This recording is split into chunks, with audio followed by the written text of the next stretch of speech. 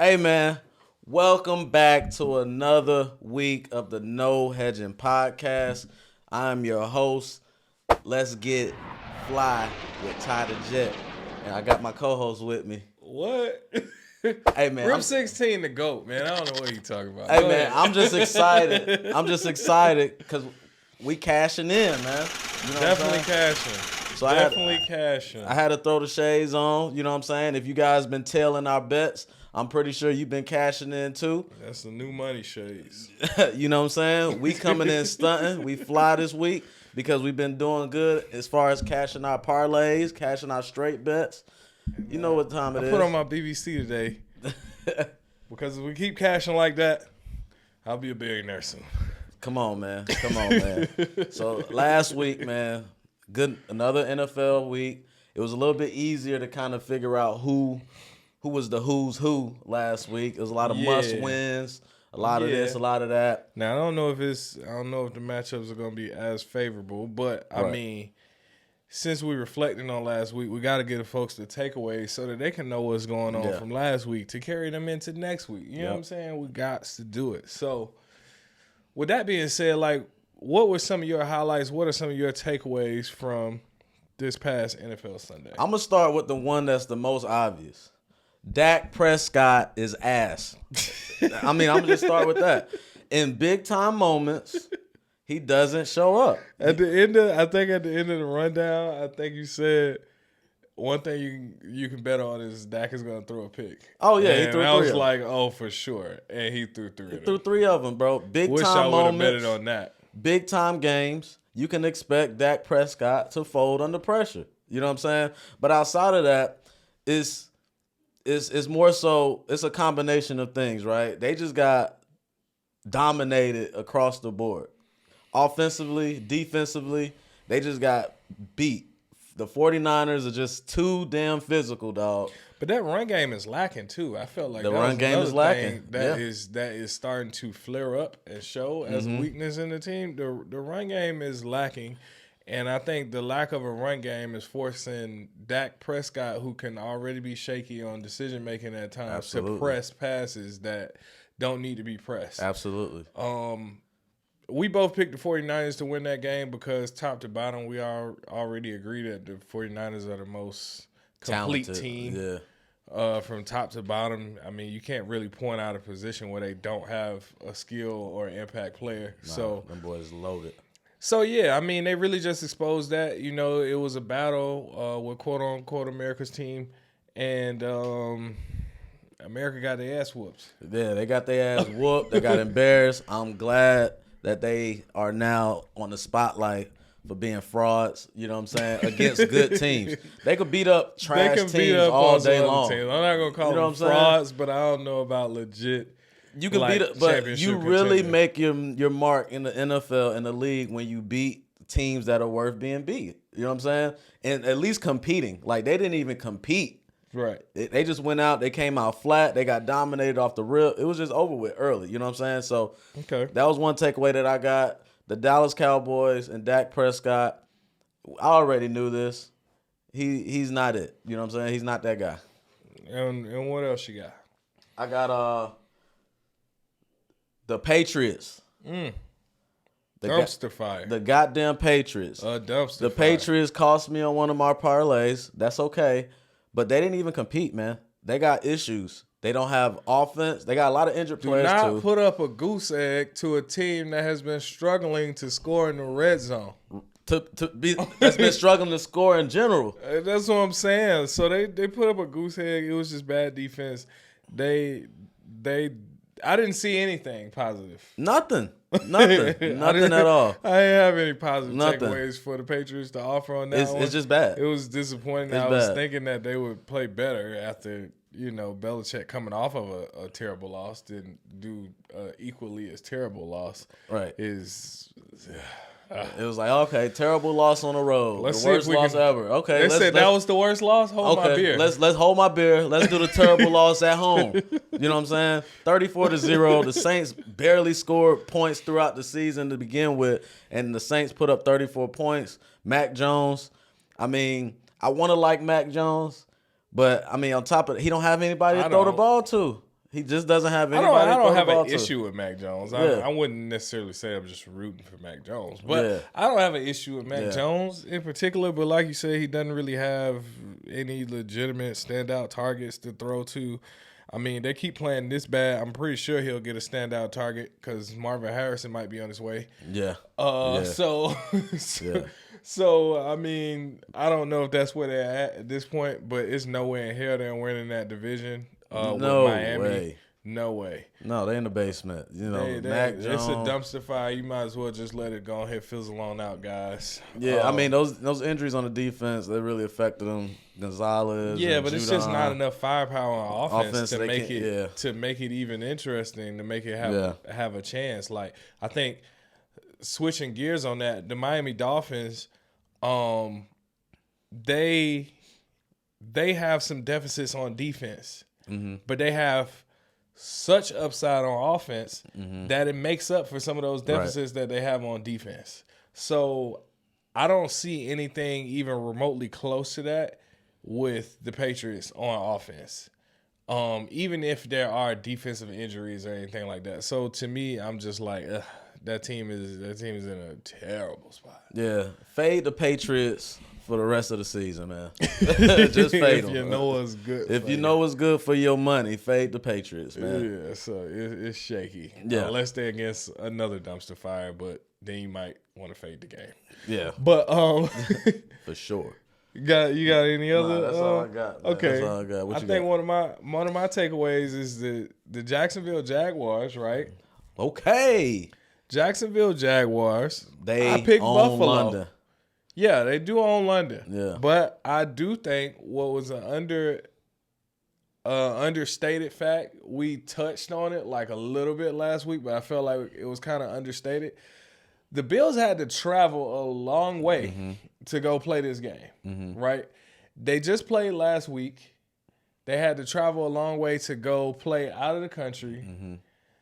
The Jaguars were chilling and having a normal routine. They drove across town to play.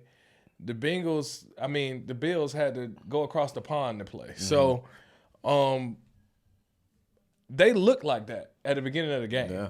They looked like they were still waking up. So they felt like they were playing at 9 a.m. and the Jaguars felt like they were playing at 1 o'clock and they were fresh. And I think that was really the difference. The Bills started to pick it up. They started getting it in the second half. They came out with a lot more energy and made this a 5-point game. But the vast majority of the game did not look that close. Yeah. So, I mean, on top of that, the Bills had some injuries too. You know what I'm saying? They did. Milano, he's done for the season. That was bad. Huge. Milano's injury is for huge. Buffalo. That hurts. Obviously, Tre'Davious White, he was out. You know what I'm saying? And you see what happened with, third and long, Calvin Ridley, 3rd and 10. We haven't really seen Calvin Ridley do that since the beginning of the season. He's been fairly quiet, and they started to sneak him out, which I think makes my takeaway from that, though, is I think it makes the Jaguars kind of scary from the fact that you don't really know which target is going to be the primary focus. They could easily come out there and throw it to Christian Kirk a lot all game. They could take the top off of Calvin Ridley a lot. They could, sneak in some passes to Zay Jones. They still have Ingram. And then you still have ETN, who he ran for like a $130, $150, some shit like that. Running and catching out of the backfield. He had a good day rushing the ball. So the offense is solid. If they can play solid defense, I think that team is starting to pull it together from the only thing when is they were off. Trevor Lawrence needs to protect the football. In the red zone, he turned the ball over twice. Yeah. You know what I'm saying? The game could have been way out of reach, way worse than what it was. Right. The game was, you know what I'm saying? The defense did enough, to stop that from being a huge issue and causing them to lose that game. So he definitely has to watch the turnovers. But yeah, for sure. My other takeaway was the Atlanta Falcons. Right? Why are you shaking your head? You picked them. I did pick them. To win. And they won. It's just text you mad that you won? It's just the text message that I be getting. What people saying dirty things to you about the Dirty Birds? You saying crazy shit, man. My takeaway from the Falcons, although I did pick Houston, I was impressed that Desmond Ridder threw 300 yards. Mm-hmm. They opened him up a little bit, and he didn't have turnovers. They did. So that's what I was impressed with. He did not have turnovers. He played a clean game, and he had a bunch of yards thrown. He spread the ball around, and he stopped doing that one thing that I hated, staring down the damn receiver. Yeah. He did like this, then he switched and threw the ball. And I'm like, bro, thank you. Mm-hmm. Just do that. Like, they're looking at you, look down this one receiver, and they picking you off. Yep. So he switched that. He made some adjustments. He put off Heineke. Yeah, he bought 3 weeks. He bought 3 weeks. He bought himself 3 weeks. Yeah, we'll see he was on the block. Well, he was on the block. I'm telling you, they would have lost that game. His ass would have been on the bench next week. He bought himself 3 weeks. Yeah, so that was impressive. I like that. The Rams. That was my other one. Rams versus the Eagles. The Eagles managed to pull it out. They won. Mm-hmm. But Cooper Kupp came back, and he came back like he missed nothing. Nah, he was on point. From the beginning of the game, he was catching passes. He was active. He was running. He didn't look like he was having any issues, which makes that team very scary. Had they not been playing against the Eagles, they probably could have won that game with the production they were getting. But I think it's a similar position to like the Jags, where they have all these offensive weapons. And integrating them all can be scary against a defense because you still got to deal with Puka, you still got to deal with Kupp, and then you mess around and guard those two heavy. Oh, Tutu's open. Mm-hmm. That's a problem. And then Kyron Williams running.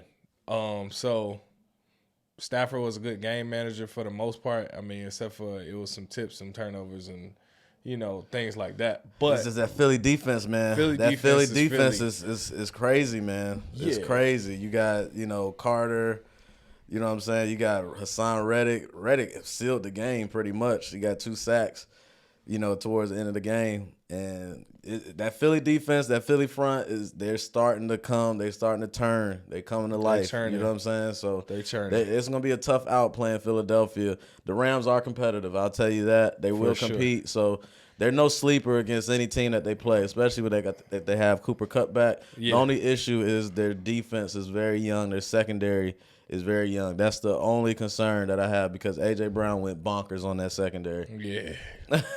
You know what I mean? Another thing. Speaking of bonkers, are the Bengals back? Are they back? I'm not 100% sold that they're back, but they're 10 times better than they were a couple weeks ago. Yeah, because Jamar Chase got targets. Jamar Chase gets targets. They got like 18 targets that game. He's always fucking open, and basically Joe Burrow said, "Okay, you always open. Let's see it." Mm-hmm. And he was open. Good things happen when touchdowns. You throw the ball to Jamar Chase. But what I really saw was Joe Burrow is healthy. He wasn't a sitting duck in the pocket. He was moving out of the pocket. He was moving the pocket, stepping up in the pocket, creating more time to find Jamar Chase down the field. I think that was a great sign. And that is what Joe Burrow looks like when he's healthy. You know what I'm saying? And they did that without T. Higgins. Without T. Higgins. You don't need T. T is just an extra addition. But I'm saying that makes them even scarier because you got another big, tall receiver. Mm-hmm. If somebody's bracketing Jamar Chase and you playing against a good defense or a good secondary, you still got T. Higgins. You still got Tyler Boyd who can pop out every now and then and make a play in the slot. But, I think they're in good shape. If they keep that up, I want to see them do it against a little bit better competition because I had James Conner been in that game, I felt like Arizona could have scored a little bit better. But, I mean, they did what they did to the defense, and they played a good game. So I'm taking nothing away from Cincinnati on that one. I do want to see Joe Mixon run the ball more, though. I think Joe Mixon running the ball more. Sir Mix-a-Lot. I think he would help Joe Burrow a little bit more play action, more opportunities to get Jamar Chase to rock, even though Jamar Chase is getting opportunities. But I think Cincinnati, that was a must-win game for them. You know what I'm saying? Sure. They had to win that one. If they lose that one, they 1-5. They 1-4. They wasn't gonna do that. They don't want that. my other takeaway, the other one I forgot. It's two teams. I'm combining them. I'm picking on them. Who? The New York Football Giants. Pick on them. And the Denver Broncos. Pick on them. I'm picking on them. My good statistician friend sent me a stat. Said that the Denver Broncos have given up 877 rushing yards in 4 games. That's a lot. That's a fuck ton. Yeah. Oh, my bad. 5 games. They've given up 877, and that is ridiculous. That's why Brees went crazy. And Brees Lightning, thank you for that cash on that prop. You and A-Chain made my day. But you can't give up those type of rushing yards. You can't be giving up that on defense. The Jets have not been playing great. Zach Wilson didn't go out there and have a great game, but he had a serviceable game, and they were able to run. And I think the Giants and the Broncos are kind of in the position where it's like, okay, I don't know if it gets much better than it got this past week. You know, it gets better for the Broncos. You know, because they're a better team. But here's the thing, though. With that game. Are they? They're a better team than the Giants for sure. But here's the thing. What happened in that game, Russell Wilson fumbled at the end of the game. They were driving. They got the ball back. What I'm saying. They were driving. Are they better? Scoop and score, touchdown. That's what really sealed the game. You know what I'm saying? How many offensive turnovers have they had? And non-defensive stops. We've already seen the defense not by stops. Listen, at least they can score 20 points. We can't score 20 points. That's partially because of McLaughlin came in these past 2 games and did his thing. They got 20 off of that. McLaughlin was getting loose on the Jets defense. But quietly. What I'm saying, if you comparing, not even really quiet. But I'm saying, if you comparing the Broncos to the Giants are obviously the worst team of the two. Obviously, hell yes. There's no debate. Okay. The O-line on the Giants is atrocious. Yeah, you're not saying that watching the Broncos. You're not saying that watching any other team in the league. Oh, that offensive line is awful. The Giants' offensive line is a safety hazard. You can't even score points. You can't move the ball. You can't do anything, dog. So it's like the Giants' offensive line should be illegal. You're putting Daniel Jones and Saquon Barkley and anybody else standing behind you at a huge risk, which I personally think that's the large part to blame for a lot of these injuries. Daniel Jones getting whacked every week. He doesn't have enough time to pass the ball. He already got young receivers that's not really producing yet, but they need some time to develop a little bit. But regardless of any of that, you know, your defense did step up and they got you a turnover on, you know, one of the best offenses in the league. That's because that's more of an indictment on Tua versus the credit to our defense. The only first half touchdown of the season came from the defense. Yeah, so that says a lot about our team. Wild. That says a lot about our team. Yeah, that's wild. We're the worst team in the league. With that being said, I'm picking on them. Yeah, worst team in the league. So if I come across a good matchup against these two, I'm picking on them. So if you checking out our videos and you go to the rundown, you looking for them bets, or you looking for some good props to find to, you know, boost your pot, I would definitely look for Broncos, Giants, possibly Vikings matchups with a good offense because that defense is still shaky. Mahomes was able to pull off 27. I mean, that's Pat Mahomes. He does have Kelsey, so I'm not gonna hold that up against him too much. But I seen some shaky spaces, and I think we're starting to see the who's who and starting to separate some people. So I think that's something to definitely keep in mind for your fantasy picks, for your prop bets, definitely for your picks and parlays on the games and point spreads. These teams are not good on defense. No, or offense. Yeah. so yeah. But I think that's my main takeaways, man. It was a good week. I'm looking forward to week 6, man. Yeah, week 6, man. So appreciate you guys for tapping in. Make sure you like, you comment, and you subscribe to the channel for more no hedging videos. Stay tuned. Week 6 rundown, best bets, and dog of the week, man. For sure, man. Let's lock in. Yes, sir. We out.